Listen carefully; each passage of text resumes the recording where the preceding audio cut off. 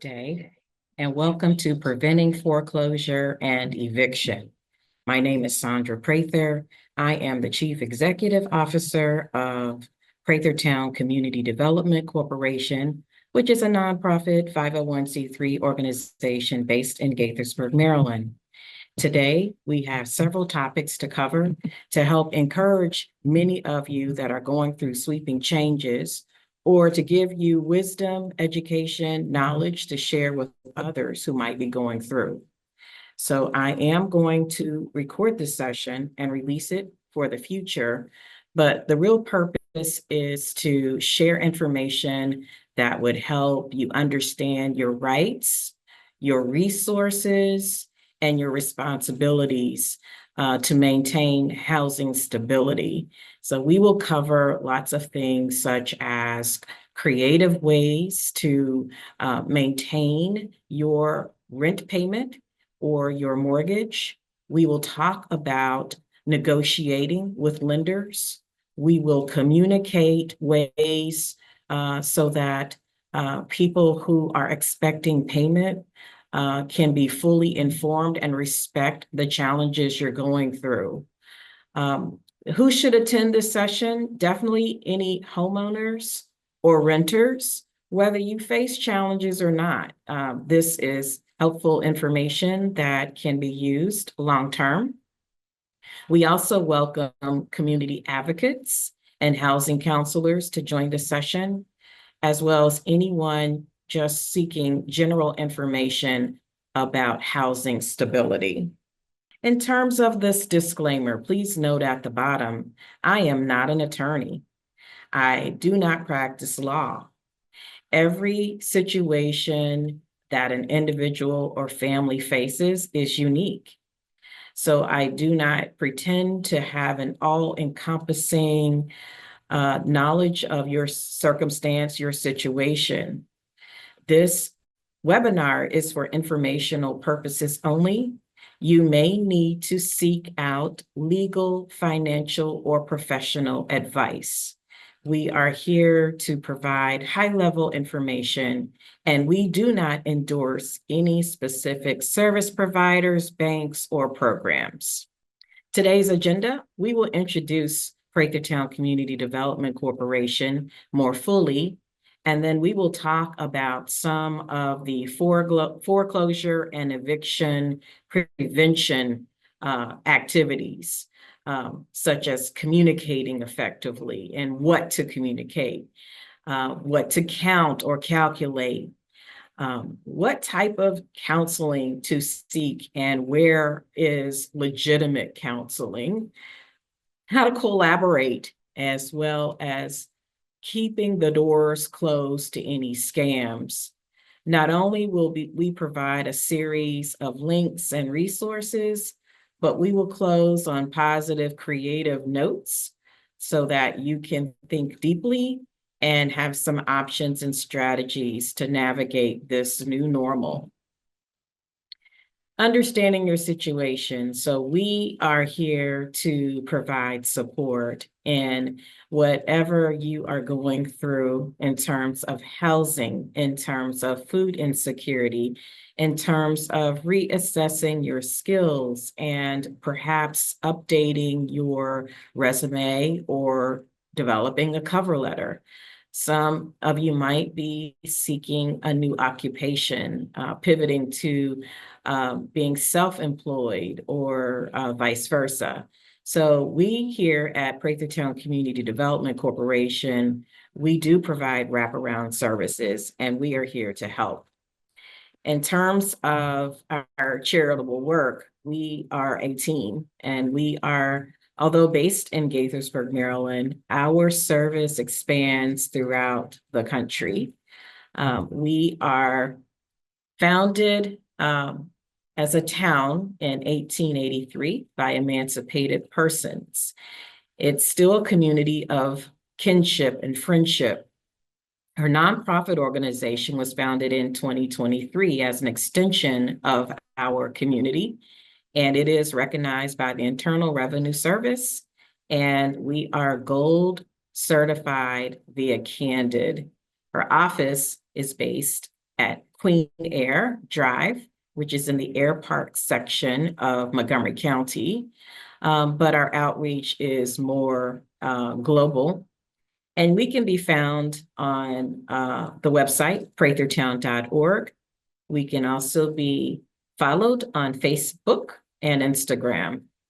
Soon we'll have some YouTube videos and other information.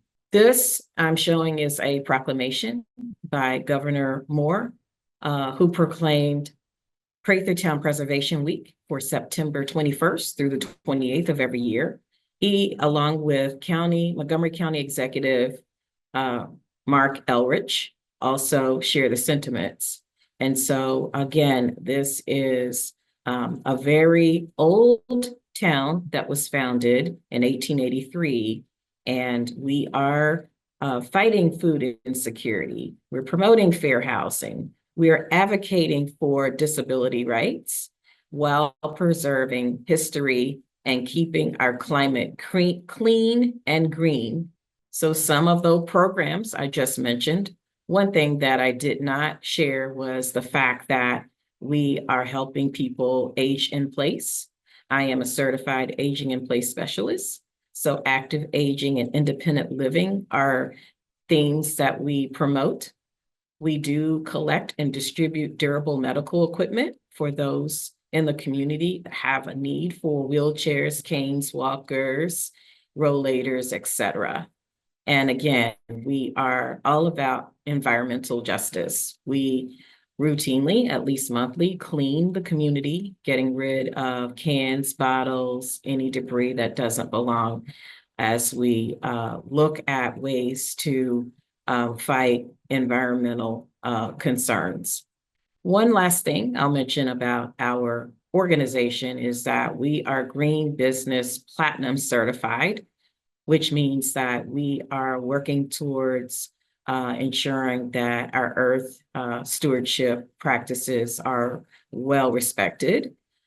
So in addition to cleaning, our purchases and our vendors and our partners in which we collaborate with also share the same mind, so that we are not using single-use bottles, but we are practicing more healthy, environmental friendly practices.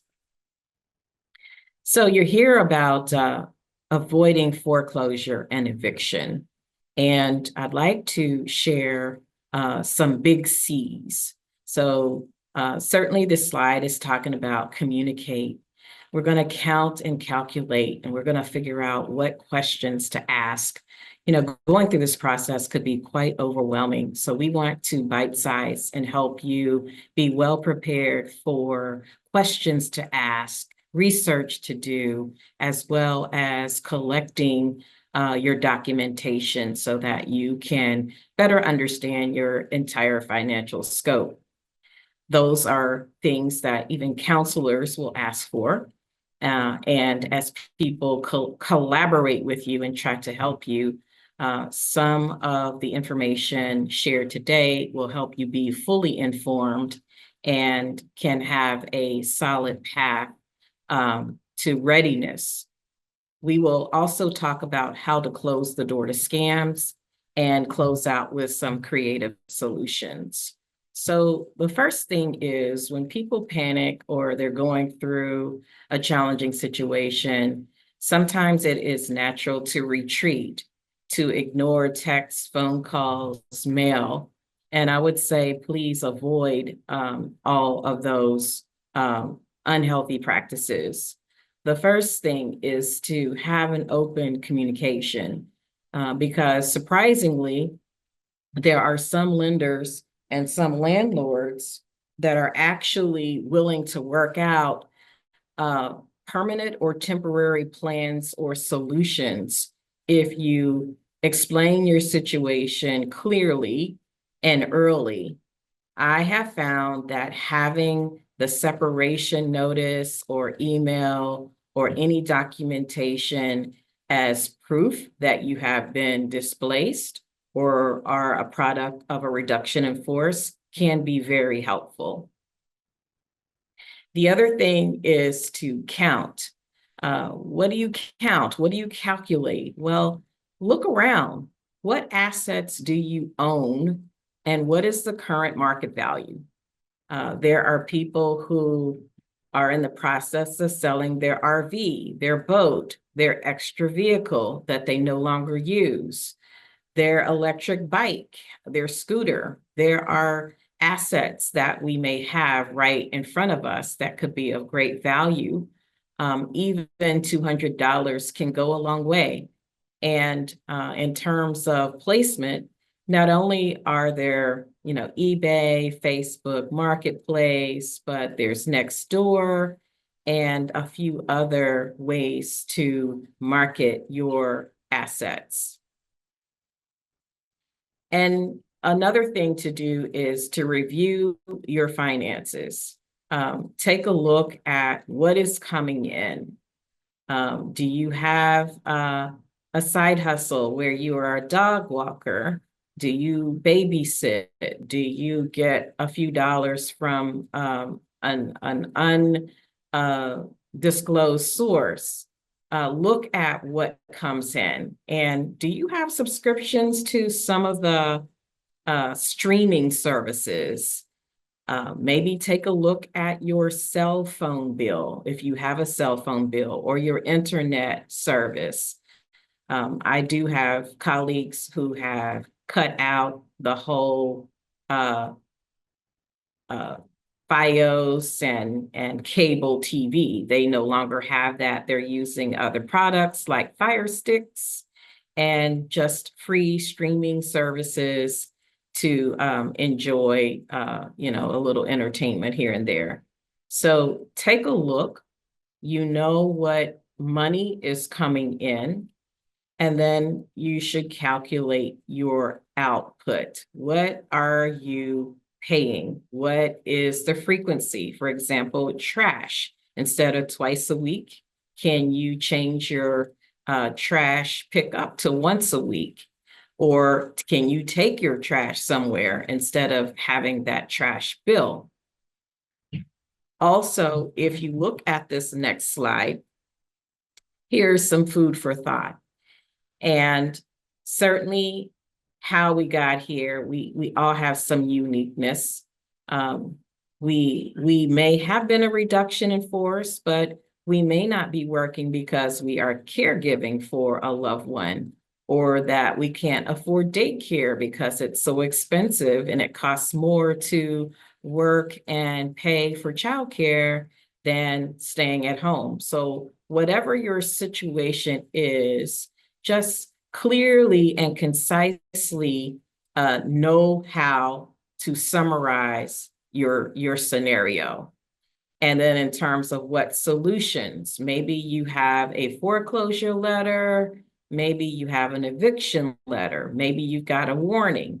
It's good to start collecting all of that information and having it in one place, whether it's a digital folder on your device, or whether it is a hard copy in a folder. It's important to begin to collect all of the documents and know how much did you pay for the house, know when and what is the worth now. So as a licensed real estate salesperson for the state of Maryland, I do have access to that information, but there are many other ways that you can look that information up. Perhaps you have your deed, perhaps you have your mortgage statement. So take a look at that. And if you have not received an assessment lately or an appraisal, there are ways to get a general idea, what's called a comparable market analysis of your home.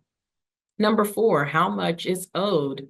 Again, your mortgage statement usually has that information. However, there could be a second mortgage. Sometimes people have a home equity loan. And so again, these are questions to help you calculate so that you can have the full picture of what you owe. How far are you behind payments? These are questions in which the counselors, when you have one-on-one sessions, These are critical to have an understanding of how late you are and what types of fees or penalties are associated with that late rent payment or that late mortgage note. Sometimes people look at the current condition of their house, and so they do that to determine if it is probable that they will list their house for rent or for sale, or to have a tenant come in. What are those problems? Do you have any leaky faucets? Do you have any known issues with your appliances? Ask yourself, what is the current condition of your house? We often use a document to help us assess the condition and document approximately how much it would cost to mitigate some of the repairs. Are you behind on other bills, such as credit cards, utilities, car payments? Again, we said communication is key.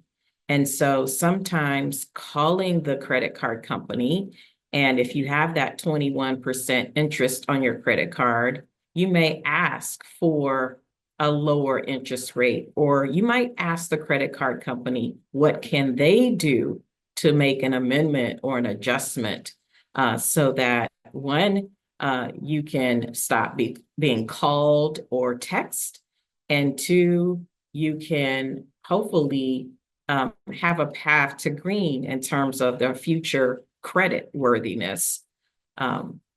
Utility companies often have a program where you can be on a budget.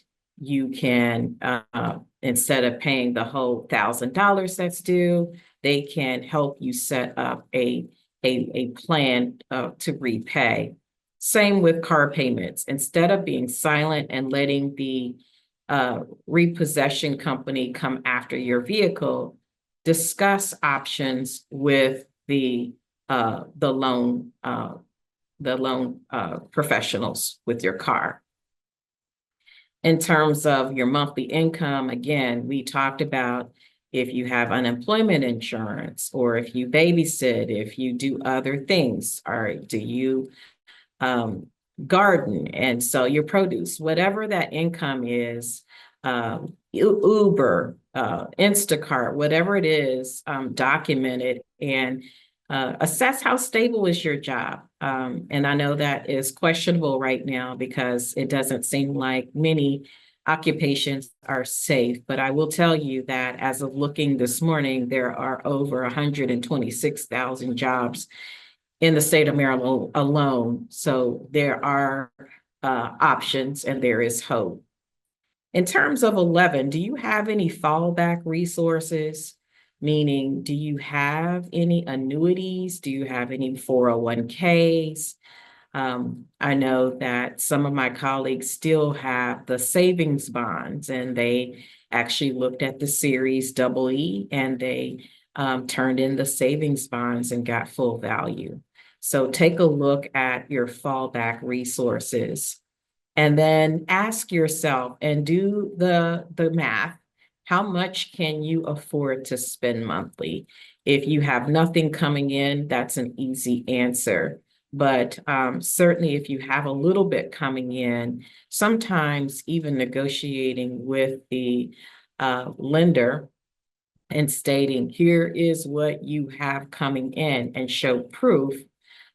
Even if you negotiate and pay a little something, they may not mark your payment as late or as in default. Not every bank operates the same way. So again, you have to communicate and find a solution and partner with your bank accordingly. And there are tough questions right now, such as number 13, would you prefer to stay or vacate? Why and why not? Some houses are more open and accessible for a tenant or a roommate. Some houses have a separate entrance or basement or private area where there can be boundaries established and respect maintained. And sometimes it would require a conversation and establishing ground rules in terms of noise and lighting, and don't grind the coffee before 6 a.m. and things of that nature. But say if you were to vacate, where would you go? Really assess the place that you would think about going. Is it close to any physicians should you need care? Is it reasonable? Do you need transportation? Or is it a place where you don't need a vehicle and can get around easily? And then 15, what troubles you the most about all of this? This is a rhetorical question, but I know many of us are going through various scenarios. You're not alone, and we do have solutions and resources to help. So in terms of calculating and counting, we did discuss, and in summary, you'll need some of these documents. You'll need your lease, you'll need your mortgage information, any legal filings, notices, warnings, also the your house purchase documents, anything that has been done to your house if you are a homeowner and have made major improvements such as solar or driveway, garage, decks. There are some pricey improvements that can help appraise your house higher, even a roof replacement. So please gather that information, as well as tax returns, pay stubs, bank statements, any of your retirement information, including life insurance and personal assets. Sometimes people have jewelry that's been insured or other things, and it's helpful, again, to have all these documents together. If not electronically in a folder on your device, have them in a paper folder so that you can have your full documents and resources all together when you do have conversations with various people in which you owe money.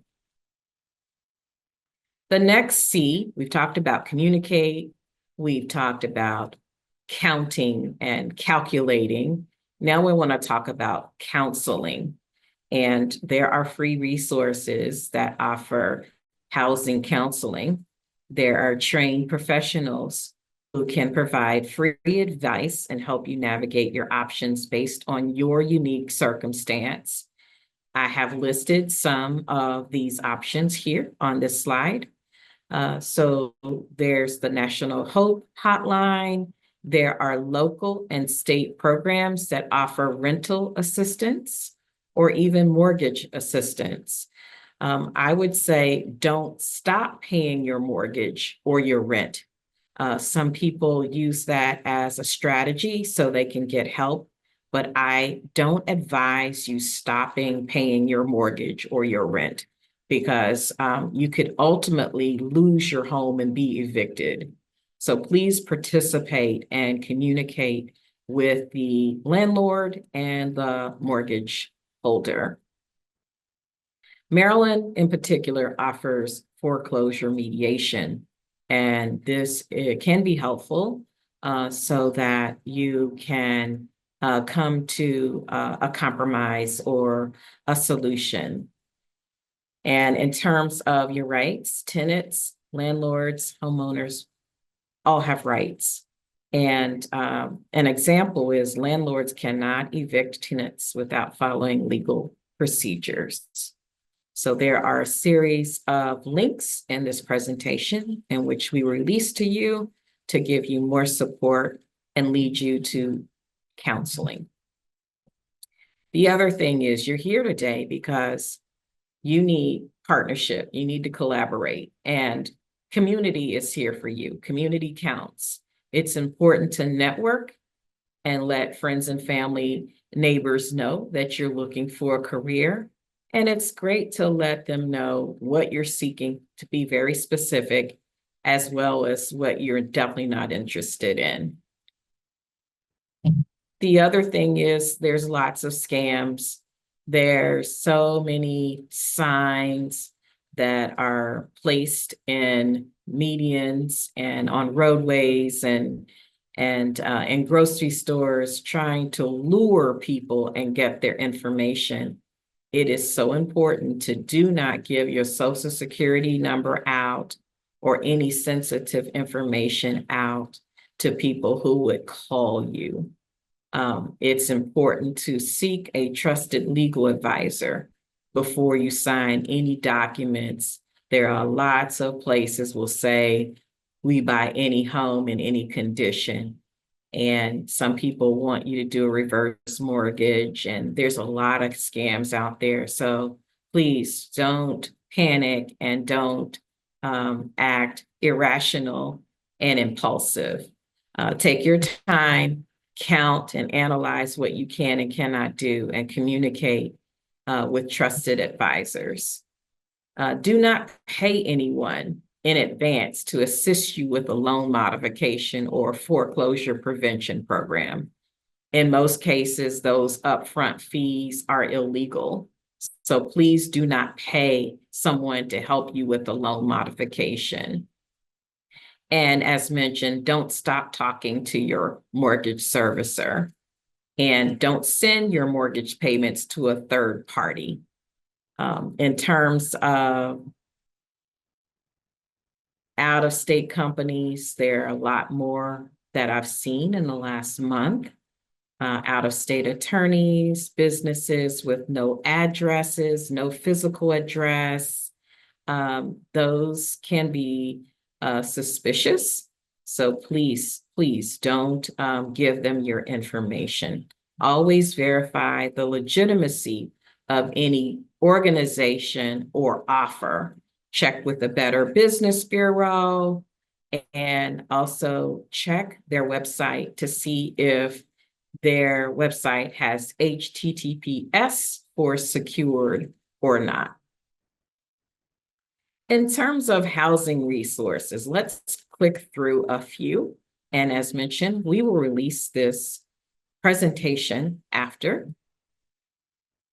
So the state of Maryland has Department of Housing and Community Development, and there's the Emergency Rental Assistance Program. And this is a link to an assortment of healthy, quick, easy read topics, strategies, suggestions.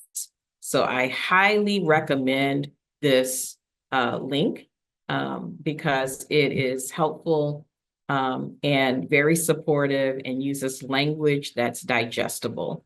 I know that all of this can be overwhelming, and the last thing we need to do is learn new terminology. But I find in reviewing this content, it's very digestible. In terms of the Attorney General's office, they too have easy to read one-pagers and other materials to guide you on foreclosure prevention, your rights, and how to avoid scams. Also, the Commission of Financial Regulation has tips and strategies, even samples of how to communicate with your mortgage servicer and understanding your rights.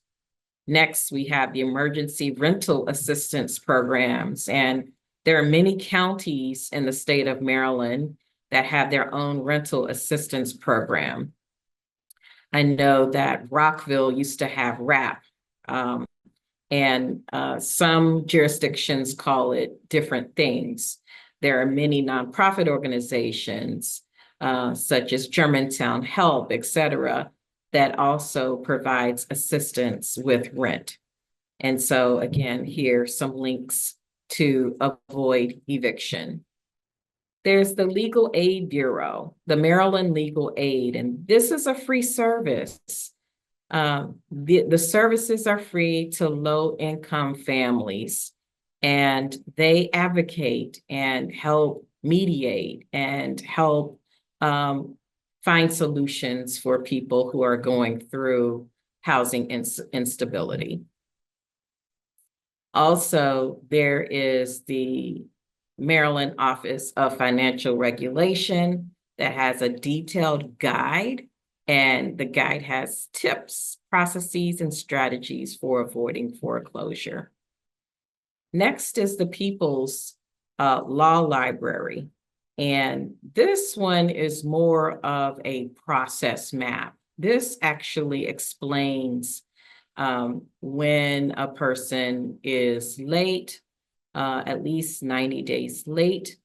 It talks about what the mortgage servicer can do, what the mortgage holder can do, what the owner can do. So it's more of rights and timing of events and court proceedings and things of that nature. And as mentioned, there is mediation as an option.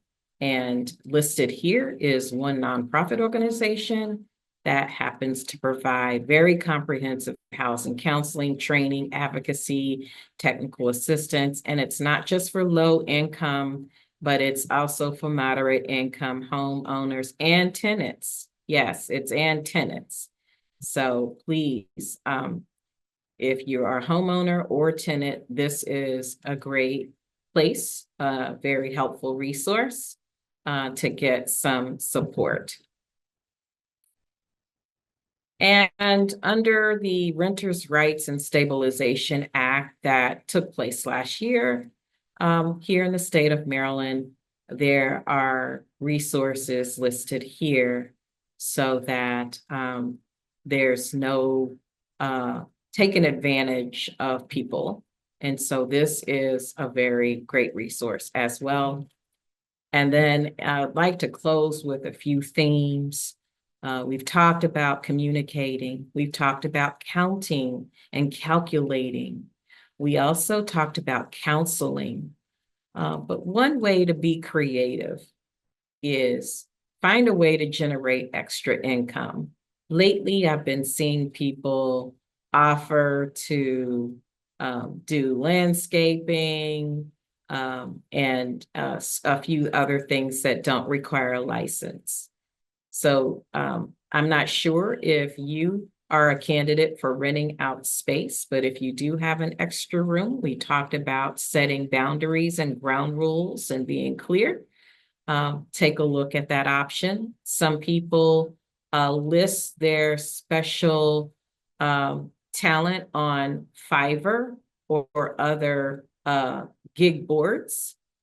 So if someone is proficient at crafts, it's not just Etsy, but there's a lot of other platforms to use to showcase if you tutor, if you are, I saw this morning a person who was dislocated. She was a technical writer for the federal government, and she's pivoting to help write grant proposals. She's offering her service to write resumes, also to publish books and things of that nature. So she is out there on Facebook and Nextdoor showcasing her talent. We've already mentioned selling unused items. So it's great to declutter, especially if you have an underutilized item that you don't anticipate using. eBay, Facebook Marketplace, consignment shops, pawn shops. There's also Nextdoor app that is good to get rid of your belongings and get some extra income. Another way to be creative is to negotiate or barter. So if you're a renter, you can ask your landlord if you can exchange services. Can you do some of the maintenance that doesn't require a license? Can you clean? Can you do a landscaping? Can you do something to help with partial rent? For homeowners, there are ways to negotiate, sometimes temporarily, a reduction in mortgage payments with your bank. Not every bank has that, but they'd love to hear from you.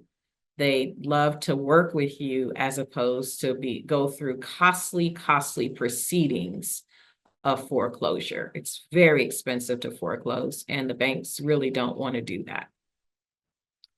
And get creative with budgeting. We talked about cutting back on subscriptions, cutting out some of the dining, and coffee can be very expensive too. I saw one small coffee for $6. So cut out the coffee if you can.